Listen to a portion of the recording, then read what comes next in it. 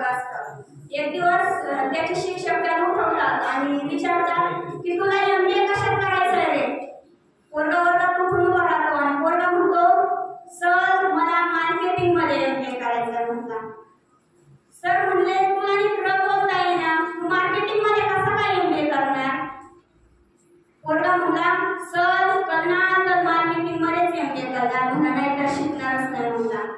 Sir म्हणले ठीक आहे आपण एक परीक्षा घेऊ.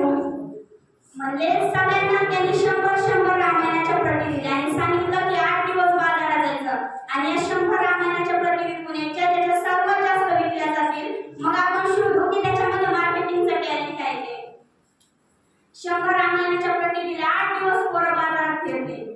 9व्या दिवशी मुलं वर्गात आली आणि सरांनी विचारलं की कुणाच्या किती प्रती विकल्या रे?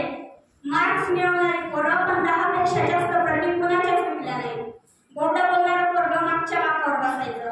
सरांनी त्याला विचारलं तुझ्या किती गेल्या रे? पोरगा म्हणला सर 100च्या 100 प्रती विकून आलो म्हणला.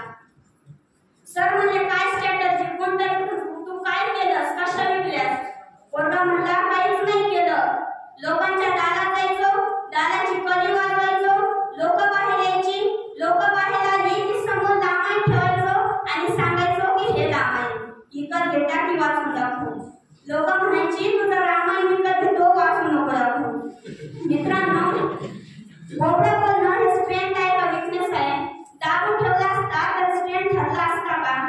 अगदी त्याचप्रमाणे आपल्या प्रत्येकामध्ये काहीतरी वेगळेपण, ते वेगळेपण आपल्याला शोधता आलं पाहिजे. ज्या दिवशी पोरांनो तुम्हाला तुमच्यातलं वेगळेपण सापडेल ना त्या दिवशी तुमचं लग्न सुंदर होत जाईल. मग शोधा आपल्यात काय चांगलं आहे ते. आपलं आयुष्य हे क्षण बघून आहे. आपल्याला माहिती आहे आपल्याकडे किती प्रॉपर्टी येते पण आपल्याकडे किती वेळ शिल्लक हे आपल्याला माहिती आहे का? जन्माला येण्याचे संकेत हे 9 महिने आधी मिळतात पण आपण जाणार आहोत याचे संकेत हे 9 मिनिट पण आधी मिळत नाही. हा जर 9 महिने आधी पत्र आला तर आठवले तुमचा हिशोब करून घ्या काय अवस्था होईल माणसाची. पण नाही हे संकेत मिळत नाही. 130-135 कोटी लोकसंख्या आहे भारताची. रोज हजारो लोक जन्माला येतात आणि हजारो लोक मरतात. त्यांची नोंद सुद्धा इतिहास ठेवत नाही.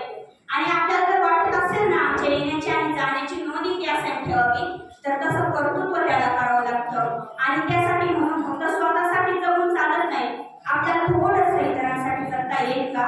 मी म्हणत नाही तुमचं सगळं सोडा आणि दुसऱ्यासाठीच काम करीत बसा. पण जर पोरांनो तुमच्या दारात बाग फुलून आली ना तर त्यातली 2 फुलं इतरांना द्या. तुमचे स्वर जुळून आले ना तर त्यातली 2 गाणी इतरांसाठी गा.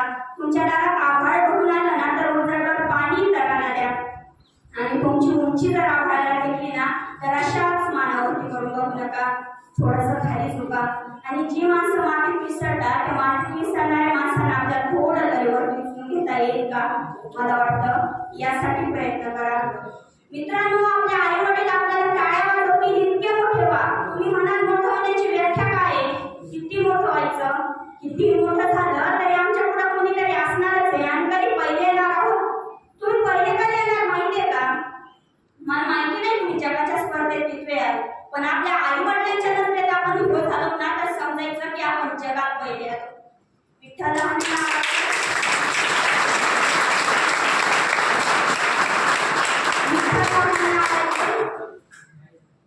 लहाने नाव ते प्लॅस्टिक सर्जन आहेत, लातूरचे आहेत. एक दिवस ते सांगत होते कार्यक्रमात की कार्यक्रमाला एखाद्या लग्नाला घालता येईल अशी एकही साडी आईकडे नव्हती. एक दिवस आईने शेजारच्या मावशीकडे लावलं आणि सांगितलं की आधी एक चांगली साडी घेऊन ते घेऊन आली आणि आईला दिली. ते म्हणले की आई तू मला शेजारच्या मावशीची साडी का सांगितली? तर आईने सांगितलं की बाळा मला लग्नाला घालता येईल अशी एकही साडी माझ्याकडे नाही म्हणून मी शेजारच्या मावशीस सांगितली.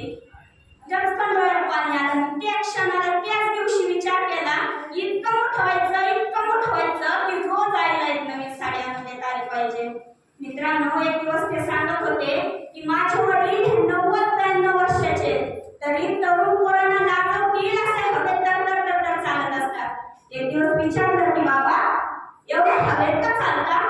तर वडील म्हणले की मी प्लॅस्टिक सर्जन विठ्ठल लहाने आणि पद्मश्री डॉक्टर तात्याराव लहानेचा बाप आहे. हवेत नाही चालणार मग कसं चालणार? आपल्या बापाला आपल्याकडे बघून हवेत चालावं वाटलं पाहिजे. वडील पाहिजे, अरे वा काय कर्तृत्व केलंय माझ्या मुलीनं, काय माझं पोरगा आहे, काय जन्माला आलाय. मला वाटतं हे आपल्या आई वडिलांना सांगता आलं पाहिजे आणि त्यासाठी म्हणून प्रामाणिकपणे अभ्यास करा. मित्रांनो, आपल्या आणि शाळा कॉलेज सारखी म्हणता हे परत कुठंच नाही. आपल्या वर्गात बेंच आहेत ना बसायला, 2-3 जण आपण बेंचवर बसतो आणि लहानपणी काय करायचो की भांडण झाले की कर्कटक रेषा मारून मारून जागा वाढून घ्यायचो. एक दिवस बाईंनी मला उठवलं आणि सांगितलं की बेंच इथंच राहणार आहे, तुला वर्ग सोडून जावं लागणार आहे. वाक्य छोटं होतं पण आयुष्यभर मनावर कोरलं गेलं की बेंच इथंच राहतो, आपल्याला सगळं सोडून जावं लागतं. मित्रांनो, एक दिवस मी माझ्या पप्पाला विचारलं होतं की जगणं कशानं सुंदर होतं, काही टॅबलेट बिबलेट आहे का की जिनं माझं जगणं सुंदर होणार आहे. म्हणजे अशी एकही टॅबलेट नाही की जिनं तुझं जगणं सुंदर होणार आहे. म्हणलं मग जगणं कशानं सुंदर होतं. म्हणजे तू एक यादी कर. म्हणलं काय. सांगितलं की तुला आतापर्यंतच्या आयुष्यात किती लोकांनी मदत केली त्यांची एक यादी कर. यादी करायला घेतली, 100-150 लोकांची नावं लिहिली की त्यांनी मला आतापर्यंतच्या आयुष्यात मदत केली. वडिलांना लिहून दाखवली आणि ते पण म्हणले की तुला एवढे लोक आठवतात, मला त्यांचा हेवा वाटतो. म्हणले आता दुसरी यादी कर. म्हणलं काय. म्हणले की तू तुझ्या आतापर्यंतच्या आयुष्यात किती लोकांना मदत केली त्यांची एक यादी कर. यादी का काय घेतली, आठवून आठवत नव्हतं की मी माझ्या आतापर्यंतच्या आयुष्यात किती लोकांना मदत केली. मित्रांनो, वडिलांना लिहून दाखवली आणि त्यांनी सांगितलं की जेव्हा तुझी दुसरी यादी तुझ्या पहिल्या यादीपेक्षा मोठी होईल ना, तेव्हा तुझं जगणं आपोआप सुंदर होऊन जाईल आणि आनंदाने जगा. मित्रांनो, आपल्या घरी दूध आला तो दूध द्यायला, आता नाही येत पण पूर्वी यायचा बघा. तो ज्या वेळेस दूध टाकत असतो त्यावेळेस आपलं लक्ष कशाकडे असतं, त्याच्या मापाकडं. त्यातलं त्या गावाचं लक्ष त्याच्या मापाकडे नसतं. तो माप टाकून झाल्यावर शेवटी त्याच्या सोपशीने एक छोटीशी धार उठतो ना, त्या धारेकडे आपलं लक्ष असतं. आणि मित्रांनो, त्याचप्रमाणे सिलेबस आणि सिलेबसच्या थोडंसं पलीकडे जाऊन आपण या पोरांच्या भविष्यात वेगळं काही करू शकतो का, याचं मार्गदर्शन आपले सर्व शिक्षक आपल्याला करतात.